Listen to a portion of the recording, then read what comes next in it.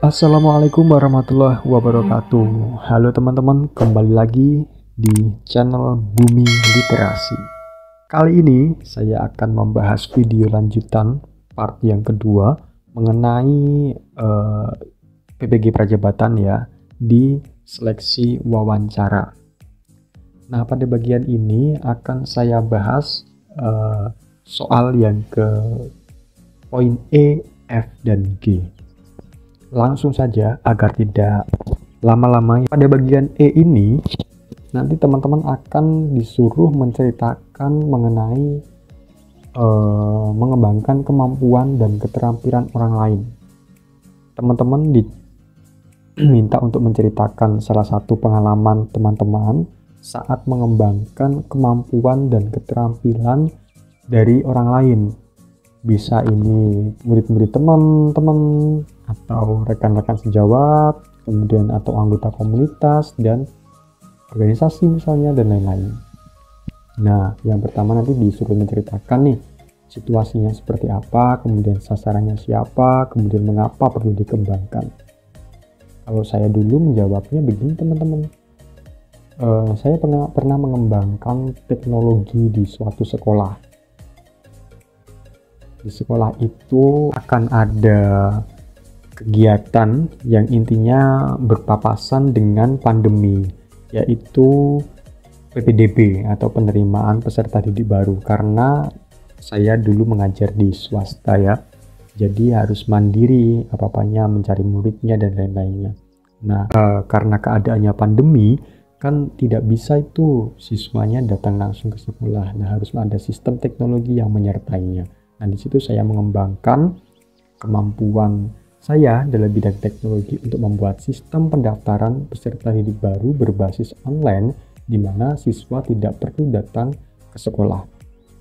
Kemudian teman-teman nanti juga bisa menceritakan yang lain ya, sesuai pengalaman yang teman-teman alami.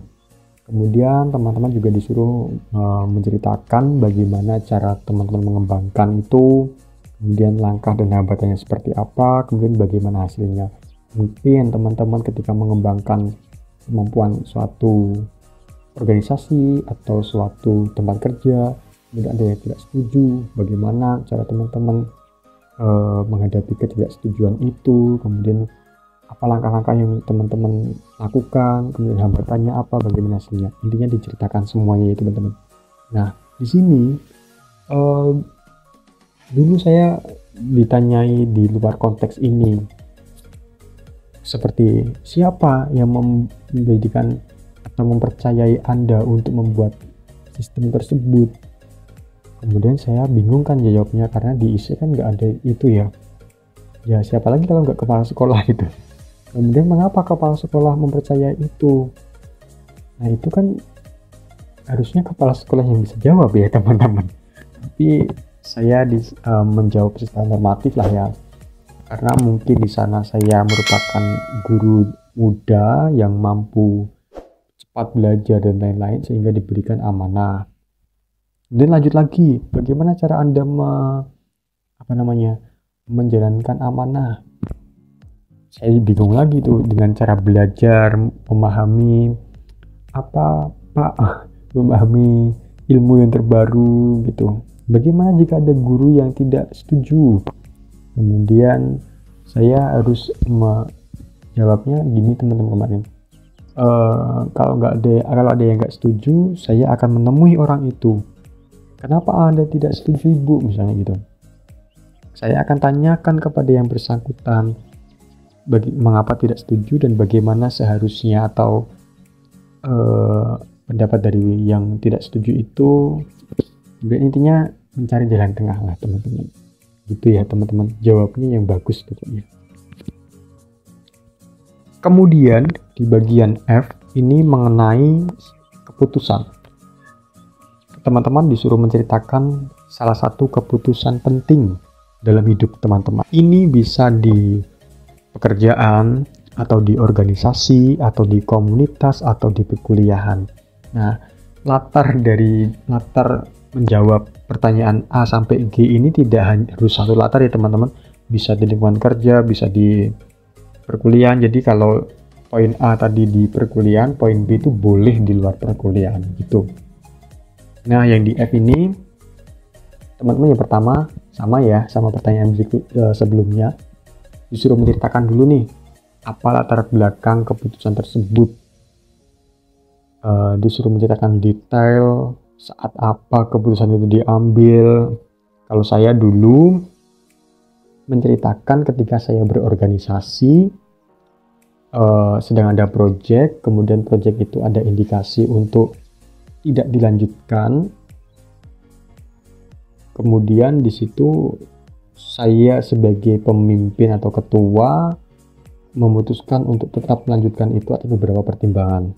Nah, nanti ini menyangkut pertanyaan yang berikutnya, yaitu bagaimana cara mendapatkan pertimbangan, kemudian apa yang menjadi pertimbangan atas langkah-langkah itu, dan bagaimana cara menjalankan atau melakukan pertimbangan itu, dan bagaimana hasilnya. Nah, di poin F ini saya menceritakannya tadi teman-teman, ketika berorganisasi ada indikasi untuk tidak melanjutkan project tersebut. Kemudian saya menjawabnya dengan saya menggali informasi dari anggota-anggota saya dan juga anggota-anggota pendahulu, artinya demisioner itu saya minta pendapat mengenai keadaan yang sedang terjadi. Kemudian saya merefleksikan atas pendapat-pendapat tersebut. Kemudian saya juga berkomunikasi dengan orang yang memberikan pendapat untuk tidak melanjutkan project itu. Saya harus tahu mengapa orang tersebut berpendapat demikian. Kemudian saya pulang lagi, misalnya merefleksikan diri kepada diri saya atas data-data yang telah saya dapatkan. Kemudian di situ saya renungkan untuk saya ambil keputusan. Jadi di sini teman-teman ketika menjawab, jangan sampai jawaban ini adalah mengarah ke keputusan yang benar-benar teman-teman putuskan sendiri. Itu artinya teman-teman otoriter kan. Nah, nanti di situ akan ada poin minus mungkin ya kalau jawabannya demikian.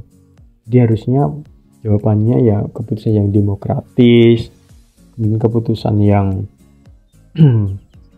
bisa mengakomodasi semua pendapat gitu. Sebenarnya kan pertanyaan ini simpel ya. Kalau di isian singkat mungkin bagaimana cara mengambil keputusan yang benar?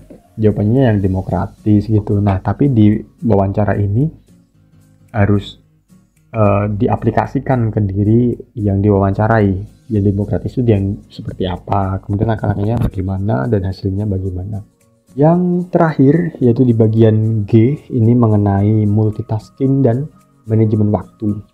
Kurang lebih pertanyaannya demikian. Ceritakan secara spesifik saat Anda dihadapkan dengan beberapa tugas dalam waktu yang bersamaan. Itu kemudian nanti disuruh menceritakan seperti apa situasi yang terjadi saat itu. Teman-teman bisa menceritakan waktu kuliah, waktu kerja, atau waktu di mana saja.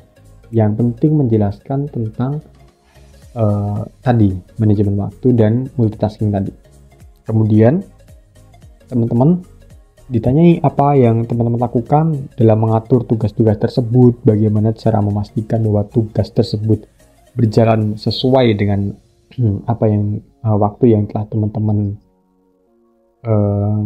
buat. Kemudian sumber daya apa yang teman-teman butuhkan untuk menyelesaikan tugas-tugas itu, dan bagaimana hasilnya. Nah, kalau jawaban saya di bagian G ini adalah benar-benar cerita real ya, tidak dibuat-buat ya teman-teman. Dulu ketika saya semester 8, saya ada tawaran untuk menjadi guru pengganti di suatu sekolah. Kemudian di situ saya juga harus melakukan kegiatan konsultasi skripsi ke kampus, kemudian melakukan penelitian di sekolah, yang dimana ketiga kegiatan itu terjadi atau lokasinya itu berbeda kabupaten. Jadi di situ saya harus cerita situasinya demikian teman-teman. Kemudian apa yang harus saya lakukan agar mengajar saya berjalan lancar, kemudian penelitian saya berjalan dengan apa yang saya inginkan, dan kegiatan konsultasi ini juga berjalan dengan lancar. Nah, caranya adalah saya membuat jadwal dulu nih, manajemen waktu. Ketika misalnya saya ditawari menjadi guru pengganti, saya juga menjelaskan kepada guru tersebut bahwa saya saat ini sedang ada kegiatan skripsi, kemudian ada penelitian. Jadi mohon izin ketika tidak mengajar, nanti bisa ke luar sekolah untuk melakukan kegiatan lainnya. Jika izin itu didapatkan, maka dapat menjalankan tugas itu, gitu ya teman-teman. Jadi ini kegiatan melobi ya, manajemen, bagian dari manajemen waktu. Kemudian nanti misalnya mengambil kegiatan penelitian di luar jam ngajar, kemudian konsultasi di luar jam penelitian dan jam intinya diceritakanlah teman-teman bagaimana keadaan aslinya, keadaan nyatanya atas tema multitasking dan manajemen waktu ini. Kemudian sumber daya dan hambatan apa yang teman-teman lakukan. Jujur kalau saya dulu menjawab itu sumber dayanya itu kurang di motor atau di transportasi karena jauh ya. Jadi yang dibutuhkan itu adalah benar-benar waktu dan tenaga. Hambatannya di tenaga itu, tenaganya motor ya, bukan tenaga diri saya. Ini bagaimana hasil keputusan Anda? Hasilnya ketika saya mampu membuat manajemen waktu yang baik, kemudian mampu melobi bagian-bagian yang perlu saya lobby, hasilnya saya dapat lulus tepat waktu gitu teman-teman. Jadi intinya di semua pertanyaan yang ada di seleksi wawancara ini adalah refleksi diri dengan memahamkan cerita teman-teman kepada asesor, kemudian apa, mengapa, apa pentingnya dan mengapa harus melakukan itu, kemudian apa hambatan yang ada dalam teman-teman melakukan itu, kemudian bagaimana cara teman-teman melakukan membuat alternatif solusi atas itu dan bagaimana hasilnya. Inilah skema yang dibuat di seleksi wawancara PPG Prajabatan 2022. Begitu teman-teman, tadi di poin A sampai G sudah saya coba menjabarkan dengan mengingat-ingat jawaban saya dulu, tapi ingat teman-teman, jangan jadikan jawaban saya sebagai contoh ya. Teman-teman harus tetap menjawab sesuai dengan apa yang ada di pengalaman teman-teman dan tentunya yang sudah teman-teman jawab di IC sebelumnya atau di IC yang teman-teman tulis dulu, karena ketika menjawab memberi pertanyaan, asesor itu sudah melihat, sudah membawa print out dari hasil IC yang sudah teman-teman ketik. Jadi selain asesor bertugas untuk mengetahui jawaban teman-teman, juga asesor itu meng-cross check apakah ketika menulis IC atau apakah jawaban teman-teman ini sinkron dengan apa yang sudah teman-teman tuliskan. Intinya begitu teman-teman. Ya, saya kira begitu apa yang dapat saya sampaikan. Semoga membantu teman-teman ya di seleksi wawancara PPG Prajabatan 2022. Semoga teman-teman sukses dan semoga teman-teman bisa lolos seleksi wawancara sehingga tercapai cita-citanya menjadi guru yang profesional. Demikian teman-teman, apabila ada yang disampaikan atau ditanyakan, nanti dapat ditanyakan di kolom komentar saja ya. Barangkali saya ada kelupaan untuk menyampaikan beberapa yang harus saya sampaikan. Oke teman-teman, nanti kedepannya mungkin juga akan saya buatkan ya video mengenai bagaimana sih keseharian menjadi mahasiswa PPG Prajabatan, kemudian apa yang harus dilakukan kedepannya setelah lolos wawancara, kemudian bagaimana kuliahnya dan lain-lain, serba-serbi lah tentang PPG Prajabatan 2022. Semoga teman-teman sehat selalu, semoga dapat mengikuti seleksi wawancara dengan keadaan yang segar bugar, fit, mendapat menjawab dengan lancar dan sesuai lah dengan apa yang teman-teman inginkan. Begitu yang dapat saya sampaikan teman-teman. Terima kasih sudah menonton video ini. Sukses selalu. Assalamualaikum warahmatullahi wabarakatuh.